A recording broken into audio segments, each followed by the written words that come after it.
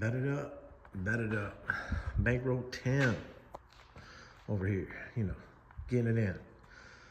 So we got the box frame right here. All the fab work and all that shit. It's all done by me. Wasn't sourced out. We didn't order the rear end. I fabbed it. Not the center, but the brace on the bottom, the toe hooks, how the coilovers hook up to it, clocking the ends for the brakes. Once again, Bedded Up Kustoms. First one to clock ends. First ones to do a lot of things. And everybody's been following, which is good. I give out all the information. And that's what it's for people to learn. Got them fat ass lips on there. Like I said, this is a billet. So it's 24 by 12. 24 by 12. So see, from outside of back lip to outside of front lip, that's 13 inches overall. But the rim is by 12. Any rim out there is going to measure wider than what it is. But if you tell somebody, or you put in your comments of your build or that build or whatever, the customer's build, and you put 28 by 13, then they're going to be, other people are going to be thinking, oh, I'm going to call them, I'm going to order my rims. Oh no, by 13, by 13. Then you're going to end up with a rim wider than that, and you're barely going to be able to put the tire on there. But anyways, it's by 12. The front's, see how skinny the front is. This probably is a by 9, and then it comes out to 10 inches overall, and then the tire stays right on there. But these are the good tires, so that way the edges are rounded. Those other tires I got out there are cheap for the 28s. They're squared right here. So you gotta watch that too. So some cars, my alignments, I degree the spindles back. So I lay the spindle back some, and then it gets the tire off the fender so you don't chew the fender up. But billets sit a little different. It's got the bare brakes on there. So this might sit out a little bit more than what it was before. Anyways, body bushings, boom, all the body bushings in there. The top pieces, a lot of people don't leave that up there. I left it up there for that because I want as much structure, strength to the whole back of the car as I can get. Other people are talking about how skinny the frame rails are. This is the torque area. The uppers pull back, the lowers push up. So it's all tied together. And once it's onto the body and bolted up, it's all tied together. This is all you need. You don't need more than this. It could have used maybe a bar on an angle there with a little bend in it so to clear the floor pan. Possibly, but like I said, dude ain't going to the racetrack. He wants screws on the street, tear it up, spin the tires, bust some donuts, shit like that. The anti-roll, you guys, big rims on cars are a very tight fit to begin with. And if you do not have an anti-roll and you want the 1/2-inch bolt, you want the billet anti-roll, your chassis, best place to get that anti-roll, undermount, overmount, whatever. That anti-roll right there, pressure is applied to this side and it transfers through and applies to that side. So that way it keeps the ass in, is squared to the ground as it possibly can. Going into gas station, entries in the city and stuff like that, big ass angles, yeah, it's a little rough on them. If you have the 3/8 one, I've seen the 3/8 bolt ones break, but you want the billet one. I haven't yet to see a billet one break with everyday driving the car here, driving the car there, doing donuts, all that stuff. I have yet to see one of these break. The billet one, billet arm, billet links. The other ones, the 3/8, yes, I've been seeing those break. So yeah, ladder bar cross member. Oh, this is a big thing with me. Stock triangulated 4-link. How the uppers go that way, boom, keeps rear end centered. The bottoms can be straightforward, which I have on here, straightforward, boom. But it's a triangulated 4-link. This thing's gonna go straight. The anti-roll is gonna keep it straight. The pressure underneath the back, all that, boom. You guys doing ladder bars with a panhand bar, which, you know, a panhand bar is like a rod that goes across and that centers it and this and that, and ladder bars go up to a ladder bar cross member. Then, you know, you gotta especially make the ladder bar because it ends up hitting the floor. Some people cut the floor out, then you got a bar going in, a whole bunch of BS. But there's no point in ladder bars. There really isn't. if you got power and you know how to set up the whole ass end, and you know how to set the shocks and all that, you can get the car to hook on triangulated 4-link. Plenty of cars out there, and they're running. To me, ladder bar is a cheap setup, and yeah, you get the longer the ladder bar, the more instant center you get and stuff like that to drive the tires into the ground. But then the car has to sit up real goofy. But that's like a cheat code too. The higher you put the ass into the car up, the less the front end pulls up, and then you get the tires driving to the ground. But then the cars are looking goofy as shit. You want to keep that car as low as possible. You know, boost doctor, look, his shit sits low, boom, and his shit, he gets it. I'm pretty sure his car is a stock triangulated 4-link like this. But anyways, so yeah, front suspension stuff is all on there. Cotter keys and shit got to go on there. I still have the tie rods in the box. Like I said, these are Moogs. I got to paint them. So I got to paint those, let them dry. We do have, oh no, I put them over here. The QA1 tie rod sleeves, which are in the bag right there. Boom. What I was noticing the other day with this gearbox, damn it, I lost the other paper now. It did say that this box is 16:1 is what this box is. That's it right here. No. I know I kept it somewhere. But anyways, this box, steering gearbox, the board sand. Oh, that's right, the paper does say that on it. But anyway, 16:1 ratio. I know on a big loose frame, I was saying I didn't know what it was. But yeah, that frame I put together, what, 2 years ago? Let's see, this is 24. So it was this time last year, beginning of 23? Maybe 21? I don't know, I put that frame together next door back then. But yeah, bare brakes, obviously, boom. Gotta tighten up that stuff, boom. Got the wheels just sitting out here. They're cambered out a little bit because obviously the weight that would go on the front, and then the shimming that would be done to move the wheel in. It does have the Pro Touring ball joint, which is the longer ball joint. The body is sitting over there. I do have the mini tubs in it, but they're not fully done yet. I caught one of the vents on fire. That's hilarious because it smells like a fire in here. So I was welding up in that area, tacking. I kept burning through a little bit. But the vent that goes here, as you can see, it burnt. And I had the car up in the air and it was burning. So then I had to get the air hose, and the kid had to run, open the door, get the door open so that way the alarm system didn't go off. Which, that's a heat sensor, that's just a strobe. Another heat sensor, but the bathroom has the smoke alarm, so I had to close the bathroom door, open the garage door, running all over the place. But yeah, so open this trizzle.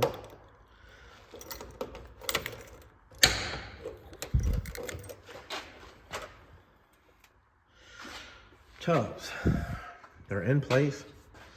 This is a piece of 2-inch, 1/8-inch steel. This I got it in like 4 foot long, cutting to pieces.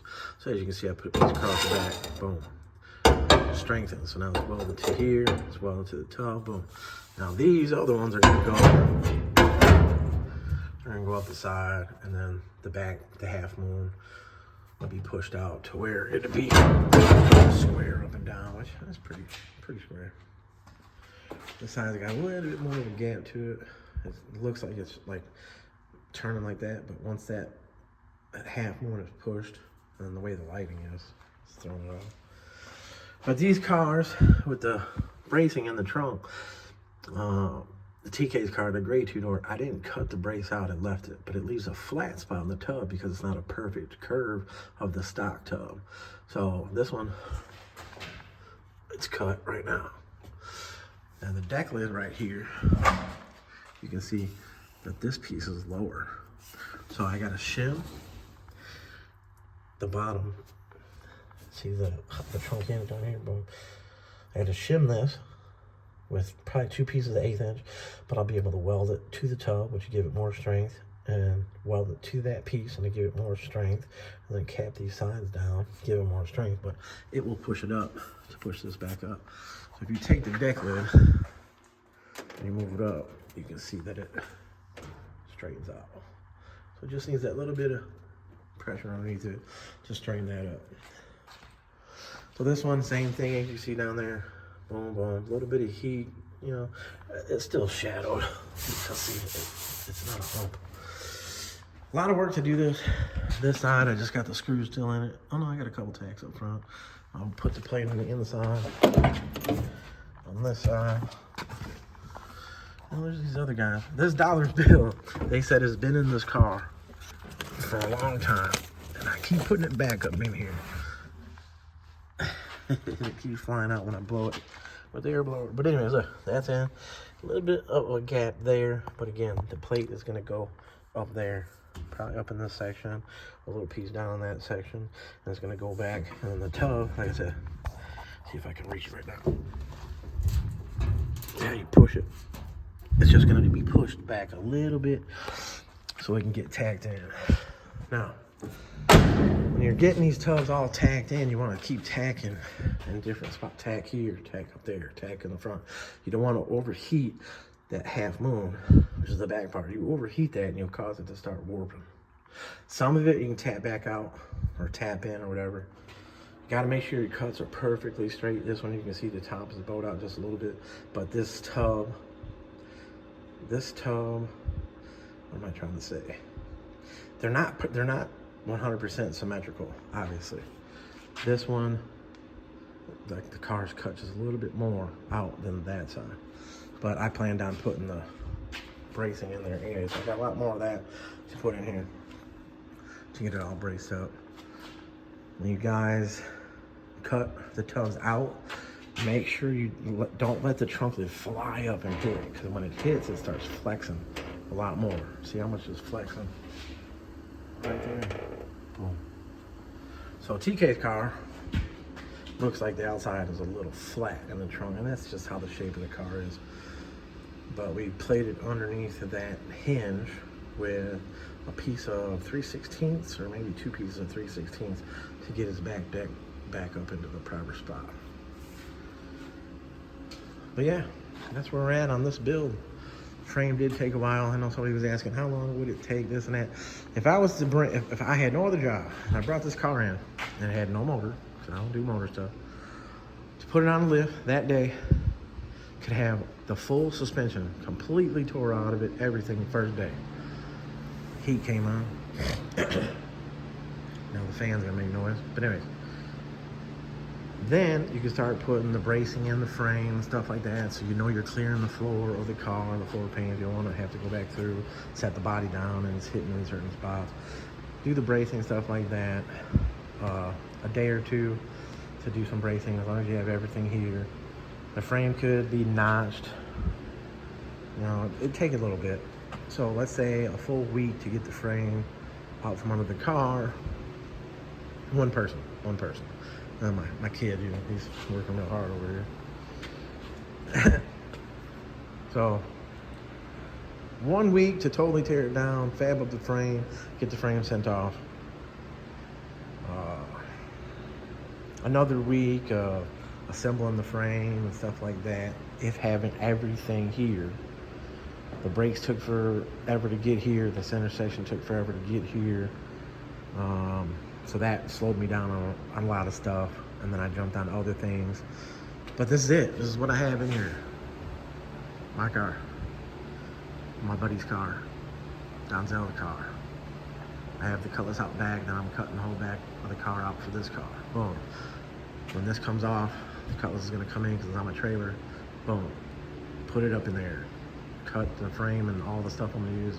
Cut whatever out of that car that I made. It's just a shell with some frame underneath of it. And get on that, get it cut up, get the rest of it gone. Then I'll be able to get that floor all back in the back of that car, because when whoever cut that car out completely, way too much. It got rid of all the structure underneath the back seat, whole bunch of shit, stuff you can't replace. The Monte Carlo, it's gonna be frame notch. We got motor axles, 30 spline, because that's an 8.5 key body they're in, and True Track center, or True Track? Yeah, True Track center to go in it. Some frame bracing, I got everything here for that, boom. But I need to get this out of the way. So now dude is gonna come pick this up, so I can get the tubs totally done. He's gonna come pick this up, we're gonna put it on a body cart, and he's gonna take it to the body shop, and they are going to clean and paint the underneath. Clean, paint it, whatever they're gonna do. They're gonna do all that, then the car is gonna come back, and then I'll be able to set it on the frame. Once I set it on the frame, I'm gone. So depending on how long they're gonna have that, I do have a couple quick little jobs that I could get. I mean, they're waiting, and get it in, do it real fast, get it out while I'm waiting for the body, and I can jump on the Monte Carlo, get the Monte Carlo cut up, figured out.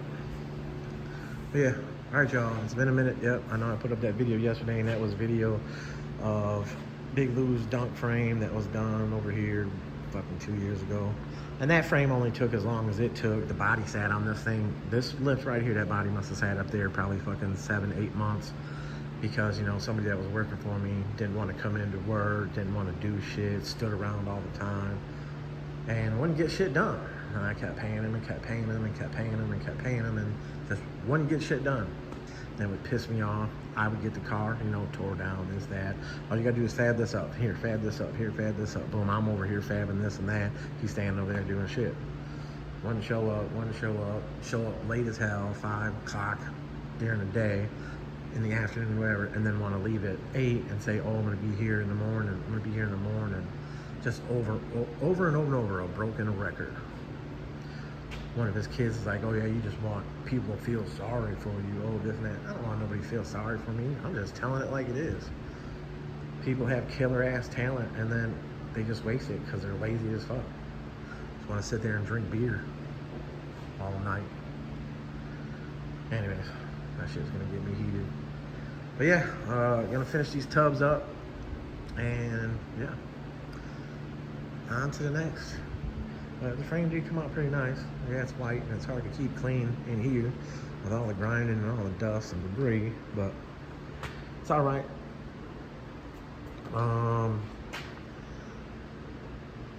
This anti-roll is like a 1/2 inch to the left.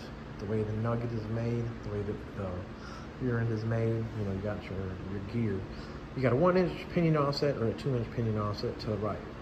So depending on how it was ordered, most likely it was a 2 inch. Even if it was a 1 inch, the anti-roll was just a 1/2 inch more to the left, which again is not going to hurt anything. And I didn't have to tell you guys that. I don't have, you know, I don't have to tell. I could hide shit like everybody else hides shit. But I don't have to hide nothing. I show you guys raw work, and then I show it to you when it's done, and this and that. I show the in-betweens, the middle parts. The back, the frame rail does curve inwards. I didn't have to take that much metal off the back, but I didn't double check, so I kept it the same width all the way back. Back here, there's nothing structurally back here that's gonna hurt anything. There's plenty of support, the plate's on there. But again, I didn't have to tell you that I did that. Boom, could have kept it straight. You know, got ahead of myself a little bit, but it's still gonna work. Boom, see that side curve end. Boom. Rear end is not positioned perfectly square right now. I think one of the uppers is longer than the other because I don't have it on the car. Once I get it on the car, I'll be able to set all that. So yeah, some of these guys just overkill with the bracing. I mean, now if the car has got fucking 1700 horse and stuff like that, and you got all the rails running up the middle and all that, and triangles and diagonals and all that shit, and the car is gonna go out and, you know, I mean, shit, there's plenty of cars. Look at Turbo Joe. Turbo Joe for many years was underpowered compared to everybody else, and he was spanking everybody's ass. So as long as the car is built right, he didn't have all that bracing at first. Once he started putting more power, he started bending the shit out the car. And then boom, the frame was done. Got totally braced and all that. But again, fabbed up by me, every inch of it. And yeah, toes. All right, y'all, I'm just gonna bore you and talk more shit. But I'm gonna get these pieces cut for inside here, get the half moon moved up so it's straight up and down, get all that shit tacked in, get the tub. I have to have this back part tacked in before I put pressure underneath that hinge bracket, because to get that deck lid up, because if I don't have this, it'll push the tub down. So I need to get that all structurally in there. And I'm probably gonna have to get inside the wheel well completely tacked all the way, but that'll be the inside of the wheel well from the bottom, before I can put those pieces in. All right, y'all, that it up. I ain't gonna tell.